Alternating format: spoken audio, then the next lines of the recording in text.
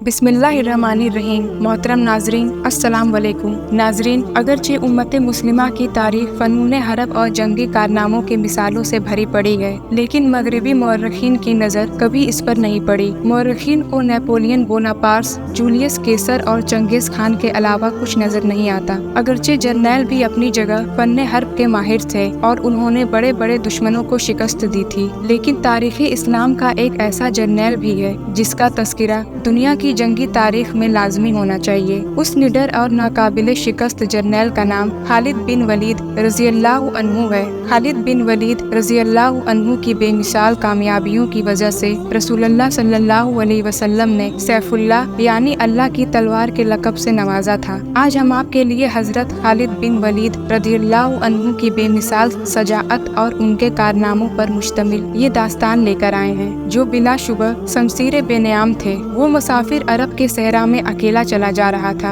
Are हिजरी में अरब के जमाने का वो इलाका जहाँ मक्का और मदीना वाक़े है, बड़ा ही खौफनाक सहरा हुआ करता था, जलता और इंसानों को झुलसाता हुआ रेतजा। एक तो सहरा की अपनी सोबतें थी, दूसरा खतरा रहजनों का था। मुसाफिर काफिलों की सूरत सफर किया करते थे, लेकिन ये मुसाफिर अकेला चला जा रहा था। वो आला नस्ल के जंगी घोड़े पर सवार था। उसकी ज़िरा घोड़े की जीन के साथ बंधी हुई थी। उसकी कमर से तलवार लटक रही थी। उसके हाथ में बर्छी थी। उस जमाने के मर्दों के कद दराज, सीने चौड़े और जिस्म गठे हुए होते थे। ये अकेला मुसाफिर भी उन्हीं मर्दों में से था, लेकिन जिस अंदाज से वो घोड़े की पीठ पर बैठा था, उससे पता चलता था कि शह सवार है, कोई मामूली आदमी नहीं। उसके चेहरे पर खौफ का हल्का सा भी तासुर नहीं था कि रहजन उसे लूट लेंगे, उससे इतनी अच्छी नस्ल का घोड़ा छीन लेंगे और उसे पैदल सफर करना पड़ेगा। लेकिन उसके चेहरे पर जो तासुर था वो कुदरती नहीं था। वो कुछ सोच रहा था, यादों से दिल बहला रहा था, या कुछ यादों को जहन में दफन करने की कोशिश कर रहा था।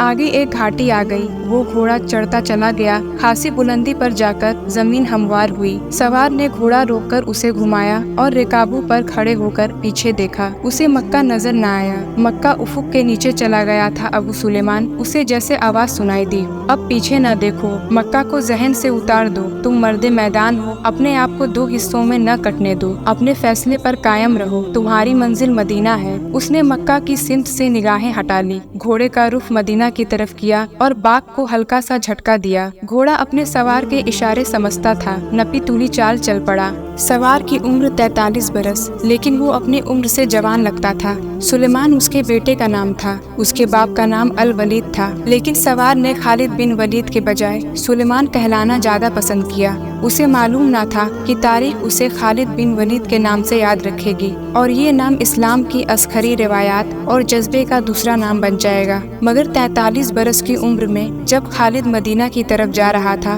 उस वक्त वो मुसलमान नहीं था। छोटी छोटी झड़कों के अलावा वो मुसलमानों के खिलाफ दो बड़ी जंगे ओहद और जंगे खंदक लड़ चुका था। जब रसूल करीम सल्लल्लाहु अलैहि वसल्लम पर 610 ईस्वी बरोज सोमवार पहली वही नाजिल हुई, उस वक्त खालिद की उम्र 24 साल थी। उस वक्त तक वो अपने कबीले बनु मखजूम की अस्करी कुव्वत का कायल बन चुका था। बनु मखजूम का शुमार कुरैश के चंद एक मुअज़्ज़िज़ खानदान में होता था। कुरैश के अस्करी उमूर इसी खानदान के सुपुर्द थे। कुरैश खालिद के बाप अल वलीद के अहकाम और फैसले मानते थे। 24 बरस की उम्र में ये हैसियत खालिद को भी हासिल हो गई थी, मगर इस हैसियत को ठुकराकर अबू सुलेमान मदीने को जा रहा था, जो महसूस करता जैसे उसकी जात से कोई कुव्वत उसे पीछे को घसीट रही हो। जब वो इस कुव्वत के असर को महसूस करता तो उसकी गर्दन पीछे को मुड़ जाती, लेकिन अपनी जात से एक आवाज उठती, आगे देख खालिद, तू वलीद का बेटा तो है, लेकिन वो मर गया है। अब तू सुलेमान का बाप है, वो जिंदा है। उसके जहन में दो नाम अटक गए, मोहम्मद रसूलुल्लाह सल्लल्लाहु अलैहि वसल्लम, जो एक नया दीन लेकर आए थे, और अल वलीद, जो खालिद का बाप और आप सल्लल्लाहु अलैहि वसल्लम के नए दीन का बहुत बड़ा दुश्मन था। बाप ये दुश्मनी वर्षे के तौर पर खालिद के हवाले करके दुनिया से उठ गया था। खालिद के घोड़े ने पानी के मुश्क पर अपने आप ही रुख बदल दिया था। खालिद ने इधर उधर देखा, उसे गोल दायरे में खजूरों के दरख्त और सहरा के झाड़ी नुमा दरख्त नजर आए। घोड़ा उधर ही जा रहा था। नखलिस्तान में दाखिल होकर खालिद घोड़े से कूद गया। इमामा उतारकर वो पानी के किनारे दुजानो हो गया। उसने पानी चुल्लू भर भर कर अपने सर पर डाला और दो चार छींटे मुंह पर फेंके। उसका घोड़ा पानी پانی پی رہا تھا۔ خالد نے اس چشمے سے پانی پیا جو صرف انسانوں کے استعمال کے لیے تھا۔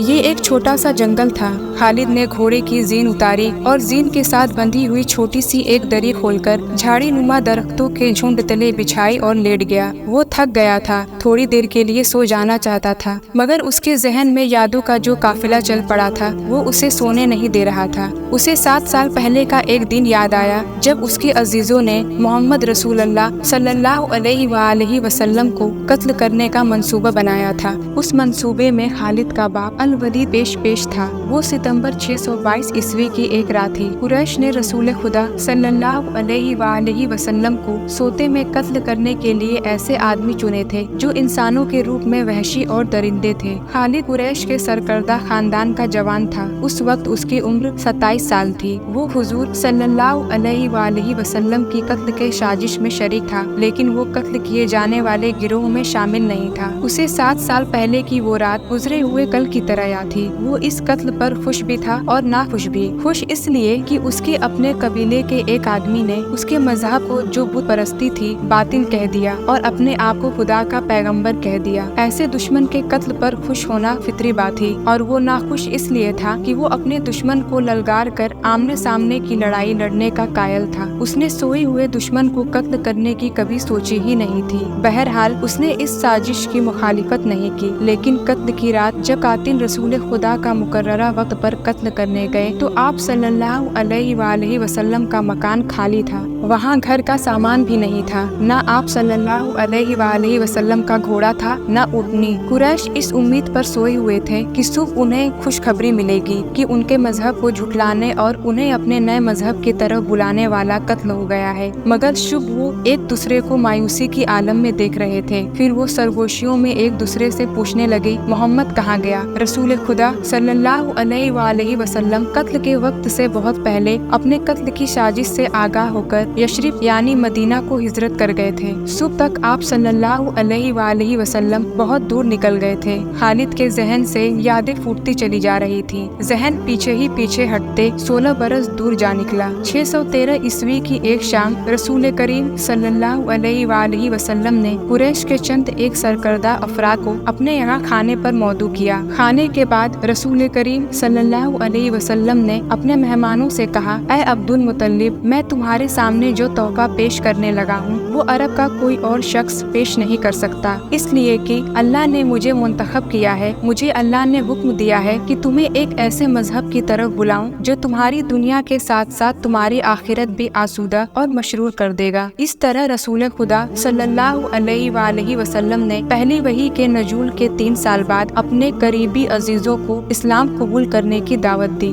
الولید نے اپنے بیٹے خالد سے کہا، بے شک محمد کا خاندان اعلیٰ حیثیت رکھتا ہے، لیکن نبوت کا دعویٰ اس خاندان کا کوئی فرد کیوں کہے؟ اللہ کی قسم اور حبل اور عزا کی، میرے خاندان کا رتبہ کسی سے کم نہیں۔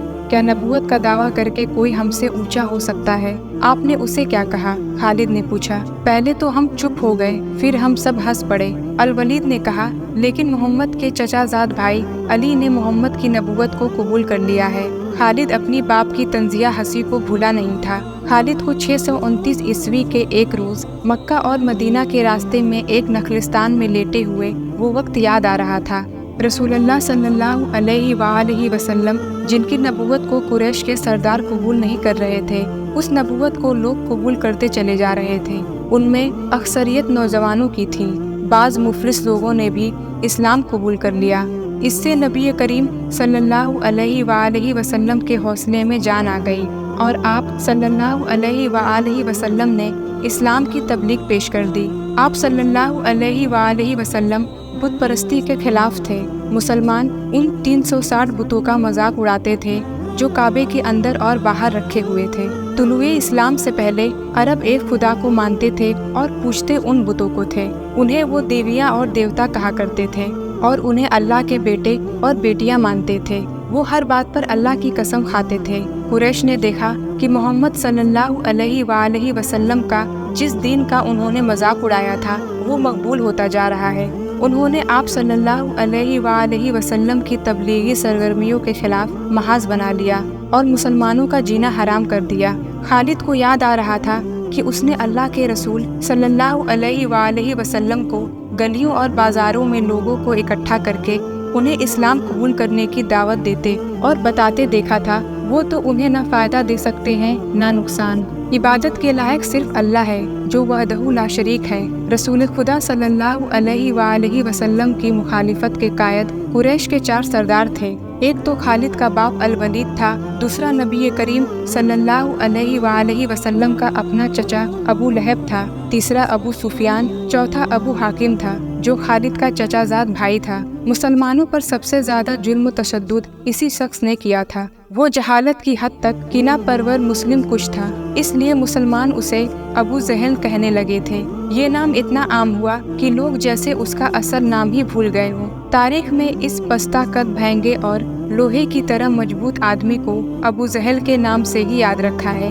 खालिद को ये यादें परेशान करने लगी। शायद शमसार भी। कुरैश के लोगों ने रसूल खुदा सल्लल्लाहु अलैहि वसल्लम के घर में कई बार गलाजत फेंकी थी। जहाँ कोई मुसलमान इस काम की तबलीग कर रहा होता, वहाँ कुरैश के आदमी जा पहुँचते और हुल्लड़ मचाते थे। बद इखलाक और धुतकारे हुए आदमियों को रसूल खुदा सल्लल्लाहु अलैहि वसल्लम को परेशान करते रहने के काम पर लगा दिया गया था। खालिद को ये इत्मीनान जरूर था कि उसके बाप ने मोहम्मद सल्लल्लाहु अलैहि वसल्लम के खिलाफ ऐसी कोई घटिया हरकत नहीं की थी। वो 2 मरतबा कुरैश के 3-4 सरदारों को साथ लेकर रसूल खुदा सल्लल्लाहु अलैहि वसल्लम के चचा अबू तलिब के पास ये कहने गया था कि वो अपने भतीजे रसूल खुदा सल्लल्लाहु अलैहि वसल्लम को बुतों की तौहीन और नबूवत के दावे से रोके, वरना वो किसी के हाथों कत्ल हो जाएगा। अबू तालिब ने उन लोगों को दोनों मरतबा टाल दिया था। खालिद को अपने बाप की बहुत बड़ी कुर्बानी याद आई। अम्मारा खालिद का भाई था। वो खास तौर पर खूबसूरत नौजवान था। वो ज़हीन था और उसमें बागपन था। खालिद के बाप अल वलीद ने अपने इतने खूबसूरत बेटे अम्मारा को कुरैश के 2 सरदारों के हवाले किया और उन्हें कहा कि इसे मोहम्मद के चचा अबू तलिब के पास ले जाओ और उसे कहो कि मेरा बेटा रख लो और इसके बदले मोहम्मद सल्लल्लाहु अलैहि वसल्लम हमें दे दो। खालिद अपने बाप के इस फैसले पर कांप उठा था और जब उसका भाई अम्मारा दोनों सरदारों के साथ चला गया था तो खालिद तन्हाई में जाकर रोया था। अबू तालिब सरदारों ने अम्मारा को रसूल करीम सल्लल्लाहु अलैहि वसल्लम के चचा के आगे करके कहा, इसे तुम जानते हो, ये अम्मारा बिन वलीद है। तुम ये भी जानते होगे कि बनु हाशिम में जिसके तुम सरदार हो, अभी तक इस जैसा सजीला और अक्लमंद जवान पैदा नहीं किया। ये हम हमेशा के लिए तुम्हारे हवाले करने आए हैं। इसे अपना बेटा बनाकर रखोगे तो ये तमाम उम्र फरमा बरदार रहेगा, और अगर इसे अपना गुलाम बनाओगे तो कसम है अल्लाह की, तुम पर अपनी जान भी कुर्बान कर देगा। मगर तुम इसे मेरे हवाले क्यों कर रहे हो? अबू तालिब ने पूछा, क्या बनु मखजूम की माओ ने अपने बेटों को नीलाम करना शुरू कर दिया है? कहो, इसकी कितनी कीमत चाहते हो? इसके एवज हमें अपना भतीजा मोहम्मद सल्लल्लाहु अलैहि वसल्लम दे दो। कुरैश के एक सरदार ने कहा, तुम्हारा ये भतीजा तुम्हारी रुसवाई का बाइस बन गया है। इसने तुम्हारे अबाबो अजदाद के मजहब को रद्द करके नया मजहब बना लिया है। क्या तुम देख नहीं रहे कि इसने कबीले के आदमी को आदमी का दुश्मन बना दिया है? तुम मेरे भतीजे को ले जाकर क्या करोगे? कत्ल। कुरैश के दूसरे सरदार ने जवाब दिया, हम मोहम्मद सल्लल्लाहु अलैहि वसल्लम को कत्ल करेंगे। ये बेइंसाफी नहीं होगी। तुम देख रहे हो कि हम तुम्हारे भतीजे के बदले तुम्हें अपना बेटा दे रहे हैं। ये बहुत बड़ी बेइंसाफी होगी। अबू तालिब ने कहा, तुम मेरे भतीजे को कत्ल करोगे और मैं तुम्हारा बेटा पालूंगा और इस पर खर्च करूंगा और इसे बहुत अच्छी जिंदगी दूंगा।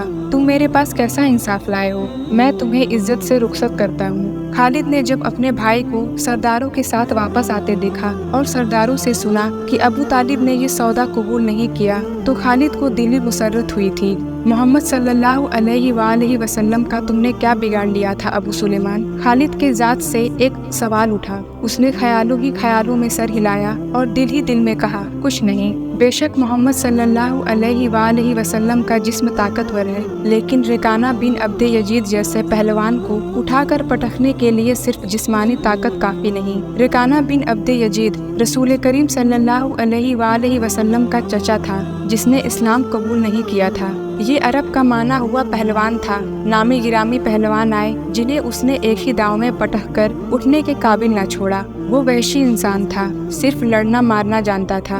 खालिद को वो वक्त याद आने लगा जब मुसलमानों को दिख करने वाले 3-4 आदमियों ने एक दिन रेकाना पहलवान को खूब खिलाया पिलाया और उसे कहा, तुम्हारा भतीजा मोहम्मद सल्लल्लाहु अलैहि वसल्लम किसी के हाथ नहीं आता, ना अपनी तबलीग से बाज आता है, ना किसी से डरता है। लोग उसके बातों के जादू में आते चले जा रहे हैं। क्या तुम उसे सीधा नहीं कर सकते? क्या तुम मेरे हाथों उसकी हड्डियां तोड़वाना चाहते हो? रेकाना ने अपने चेहरे पर मश्क भैंसे का तासुर पैदा करके तकब्बुर के लहजे में कहा था, लाओ उसे मेरे मुकाबले पे, लेकिन वो मेरा नाम सुनकर मक्का से भाग जाएगा। नहीं नहीं, मैं उसके साथ लड़ना अपनी तौहीन समझता हूँ। उसने उकसाने वाले आदमियों की बात न मानी। वो किसी पहलवान को अपने बराबर समझता ही नहीं था। मुसलमानों के दुश्मन खामोश हो गए, लेकिन सोचते रहे, रसूल खुदा सल्लल्लाहु अलैहि वसल्लम को रेकाना के हाथों गिराकर आप सल्लल्लाहु अलैहि वसल्लम का तमाशा बनाया जाए। मक्का के यहूदी खास तौर पर रसूल करीम सल्लल्लाहु अलैहि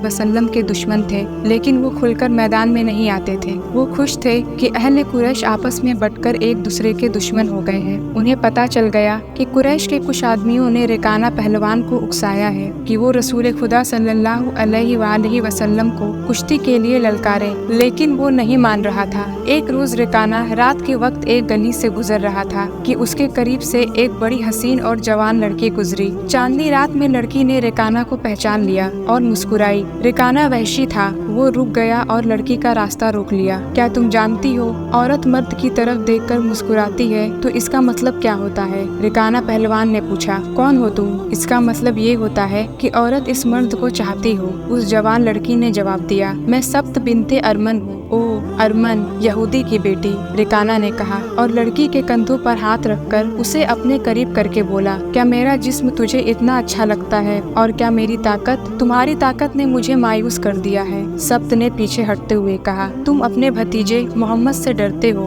कौन कहता है? रेकाना ने गरज कर कहा। सब कहते हैं, सब्त ने कहा। पहले मोहम्मद को गिराओ, मैं अपना जिस्म तुम्हें इनाम में दूंगी। अल्लाह के बेटों और बेटियों की कसम, तेरी बात पूरी करके तेरे सामने आऊंगा। रेकाना ने कहा, लेकिन तूने गलत सुना है कि मैं मोहम्मद से डरता हूँ। बात यह है कि मैं अपने से कमजोर के साथ लड़ना नहीं चाहता और मैं इसे अपनी तौहीन समझता हूँ, लेकिन तेरी बात पूरी करूँगा। मशहूर मौर्रिख इब्न हशाम ने लिखा है कि रसूल करीम सल्लल्लाहु अलैहि वसल्लम ने खुद रेकाना पहलवान को कुश्ती के लिए ललकारा था, लेकिन दूसरे मौर्रिख इब्नुल असीर ने जो शहादत पेश की है वो सही है कि रेकाना ने मोहम्मद सल्लल्लाहु अलैहि वसल्लम को कुश्ती के लिए ललकारा और उसने कहा, मेरे भाई के बेटे, तुम बड़े दिल और बड़ी जुर्रत वाले आदमी हो। मैं ये भी जानता हूँ कि तुम झूठ बोलने से नफरत करते हो, लेकिन मर्द की जुर्रत और सदाकत का पता अखाड़े में चलता है। आओ मेरे मुकाबले में अखाड़े में उतरो। अगर मुझे गिरा लो तो मैं तुम्हें अल्लाह का भेजा हुआ नबी मान लूंगा। अल्लाह की कसम, तुम्हारा मजहब कबूल कर लूंगा। लेकिन ये एक भतीजे और चचा की कुश्ती नहीं होगी। रसूल खुदा सल्लल्लाहु अलैहि वसल्लम ने रेकाना के ललकार के जवाब में कहा, ये एक बुत परस्त और सच्चे दीन के एक पैगंबर की लड़ाई होगी। तू हार गया तो अपना वादा न भूल जाना। मक्का में ये खबर सहरा की आंधी की तरह फैल गई कि रेकाना पहलवान और मोहम्मद सल्लल्लाहु अलैहि वसल्लम की कुश्ती होगी और जो हार जाएगा वो जीतने वाले का मजहब कबूल कर लेगा। कुरैश का बच्चा बच्चा, मर्दो जन और यहूदी हुजूम करके आ गए। मुसलमानों की तादाद बहुत थोड़ी थी। वो तलवारों और बर्छियों से मुसल्लह होकर आए, क्योंकि उन्हें खतरा महसूस हो रहा था कि कुरैश कुश्ती का बहाना बनाकर रसूल खुदा सल्लल्लाहु अलैहि वसल्लम को कत्ल कर देंगे। अरब का सबसे ज्यादा ताकतवर और वहशी पहलवान रेकाना बिन अब्दे यजीद रसूल करीम सल्लल्लाहु अलैहि वसल्लम के मुकाबले उतरा। उसने रसूल खुदा सल्लल्लाहु अलैहि वसल्लम पर तंजिया नजर डाली और आप सल्लल्लाहु अलैहि वसल्लम पर फटी कसी। आप सल्लल्लाहु अलैहि वसल्लम मुकम्मल खामोशी और इत्मीनान से रेकाना की आंखों में आंखें डालकर देखते रहे कि वो बेखबरी में कोई दांव न खेल जाए। रेकाना आप सल्लल्लाहु अलैहि वसल्लम के इर्द गिर्द यूं घुमा जैसे शेर अपने शिकार के इर्द गिर्द घूम गया हो और अब उसे खा लेगा।